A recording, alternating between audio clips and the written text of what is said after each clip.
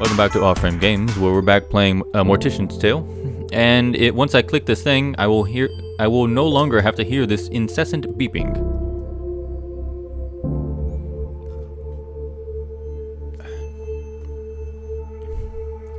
Okay. Let's see. We'll keep going from. You know what? Let's try starting with the top first, because this actually seems important. From Amy Rose to staff. Hi all. It is with a very heavy heart that I write to let you know that Rose and Daughters will no longer be in business. I've had no idea how to start this email and the resources I googled told me that would be the best and easiest way to break the ice. Be direct, be remorseful, blame Google. Look, the truth is I don't really know what to say. Since my father passed away, I've done my best to make Rose and Daughters warm and friendly to anyone who chose to have their services. It was my memorial to him, the original Rose, in a lot of ways.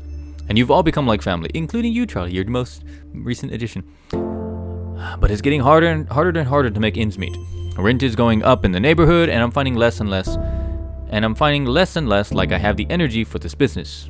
There's a lot of competition from other funeral homes, larger corporations than we are, that just to take on more business and offer more impressive resources. You know the way it goes. So we've been bought, or I sold. Either way, soon, Hillside Heritage Enterprises Inc., a company that owns many funeral homes in the city across the country, will replace Rose and Daughters starting from the beginning of next month. Same building, same name. They're keeping the name Rose and Daughters Funeral Home for tax purposes. Though honestly, I'm trying hard not to just see it as a move on their part of keep up the image. That it's a family-run business. I don't know how I feel about that, but I also don't know if there's anything I can do at this point either. I've signed the papers. At least my father's legacy is still intact. Somewhat.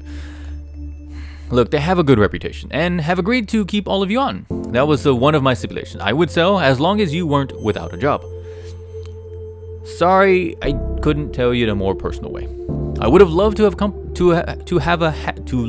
had a company lunch, but admittedly, I didn't have the heart to tell you in person. This was easier for me. I hope you understand. So we noticed that on the last episode that we were going to kind of end the Rose and Daughters was going to kind of end eventually. I had actually kind of foresaw that the end of Rose and Daughters would be a progression, and it would almost be a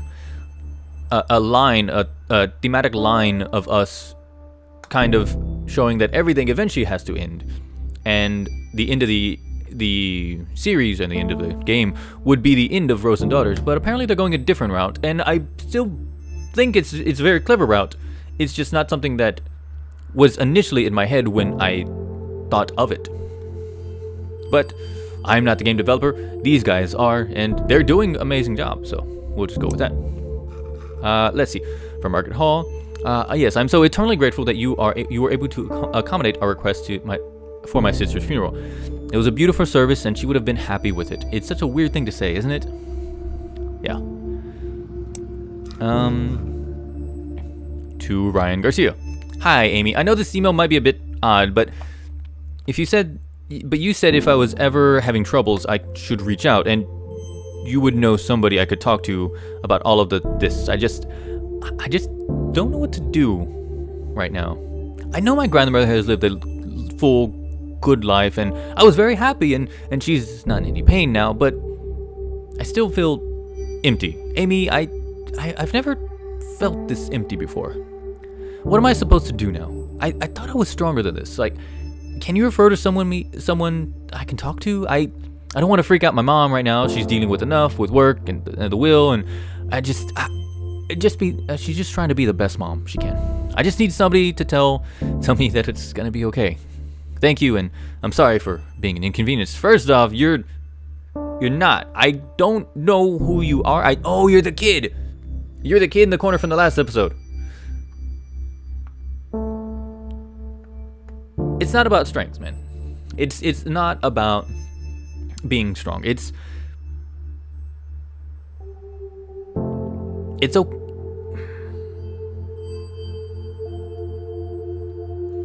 Imagine a tree. You may think of it, depending on the tree you're thinking about, whether it be the redwood, the oak, or whatever. The tree itself always seems to just stand strong, stand firm. But when you take a tree and put it into a hurricane, or a tornado, or something that has so much more force than a tree can hold, the super thick ones, the tree just uproots entirely. Now, that being said, there are some trees that don't get ripped up. Instead, they bend out. There are some trees that bend entirely with the wind. There's some trees around my neighborhood that are just in like 90-degree angles, and they just kind of still start going upwards. If you imagine that as strong, if you imagine a tree is strong, yes, the tree is strong, but it needs to have flexibility, or else something with the greater force will break it and will uproot it, and it can never be the same. It might snap in half. It might uproot entirely. It might lose branches. But if it bends, and if it allows yourself to be weak, well, you'll survive. It will survive. It'll grow, and it'll continue to be. And in fact, it comes out better because, I mean, I've seen a lot of pretty straight trees. They just go up. Leaves are above here. But it's always the ones that kind of twist and turn, and you can see that the tree itself has had a history. That is, it has survived the damage from past.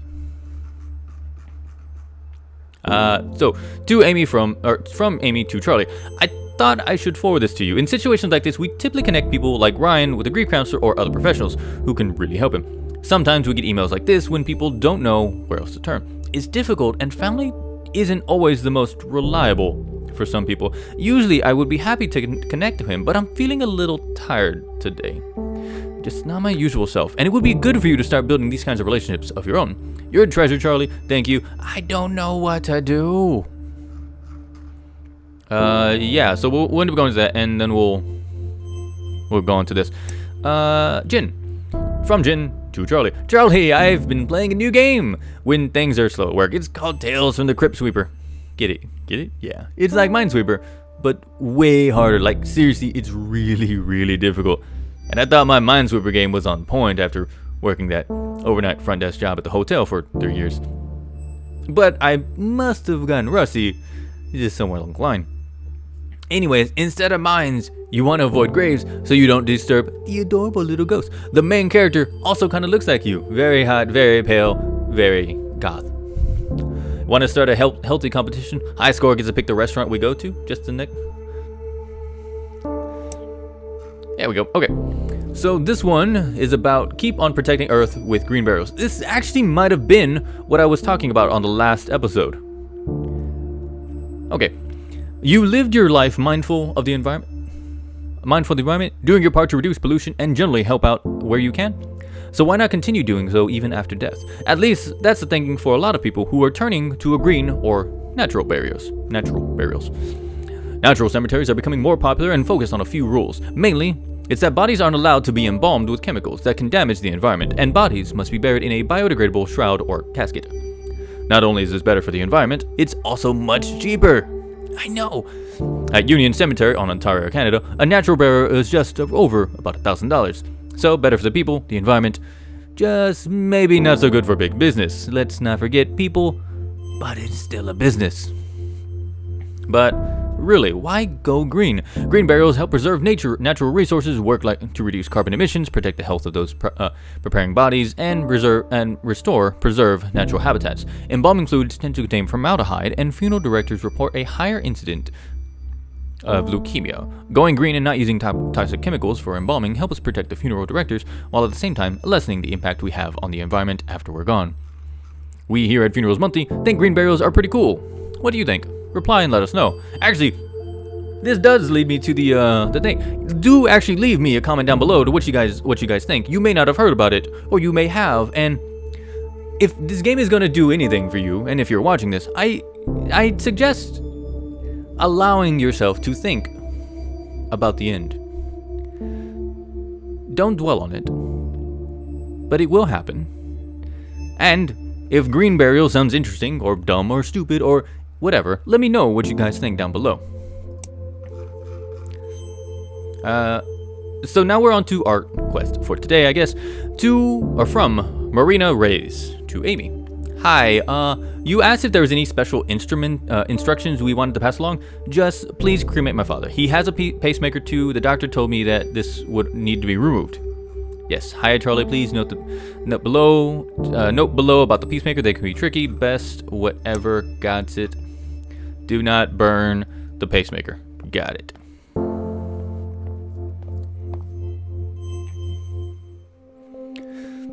Mr. Reyes came directly from the hospital, so we don't have to worry about removing any valuables from him, as the family did not provide any for us to include. However, Mr. Reyes has a pacemaker that we'll need to remove before cremation. Because pacemakers are batteries, they will explode inside the hot heat of the cremation machine, and we definitely don't want that. Let's start by removing Mr. Reyes' pacemaker. So, let's clicky click. You can see the pacemaker. Click on the forceps to click and drag the pacemaker out of the heart. There you go. Click on the round identification tag to place it in the coffin. Great. Mr. Reyes is all set to be cremated now.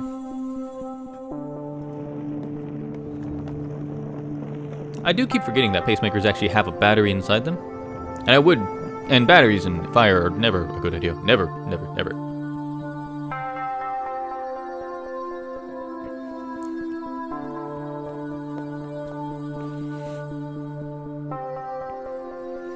We'll need to use a accumulator to break the bones fragments down to ash-like remains. Yes. We'll just toss all of these into... Okay, grab the bone. Grab the bone.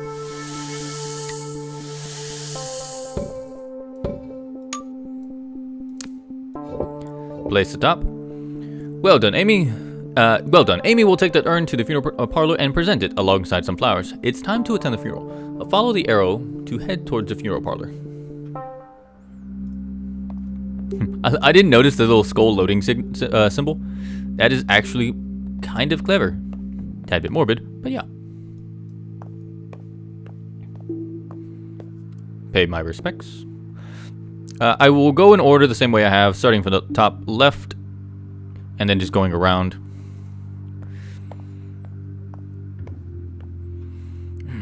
I wonder if he ever liked me. He was nice to me, but I don't know. He never seemed like he really cared if I was there or not. I can't speak for him. I can speak for what's known as survivor's guilt. And survivor's guilt will make you think all these things that may or may not be true. What that person would have done instead of what they did do. I always told him to quit smoking, but of course he never listened to me, so that figures.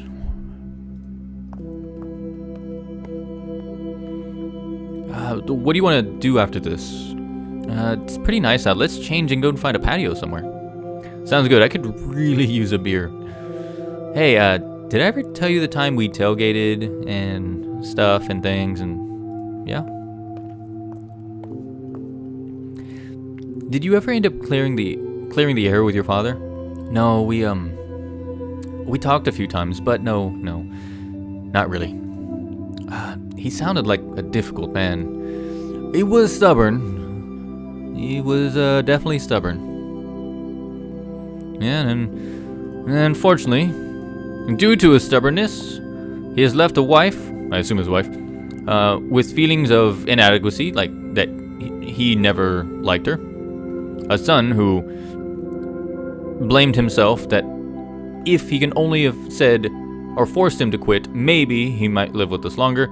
These guys who may or may not have fond memories. I'm not gonna put words in their mouth. And these two, which unfortunately left a father and daughter not reconciling before his untimely demise. It's kind of sad, really. Goes back to rule 1 of being a mortician. Don't be a dick.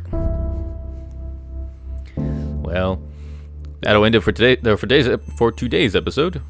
I gotta figure out exactly where I gotta start and stop these. It's starting to get a little weird. Anyways, thank you for joining me here at Off Frame Games. Leave a like if you enjoyed the content, and again, let me know down below what you guys think of green burials. I mean, it's something interesting, and it might be a nice way to go, but yeah, well, that's just my opinion. Anyways, I will see you guys on the next episode of The Mortician's Tale, where our Charlie here will continue being the mortician of our dreams. She's so adorable.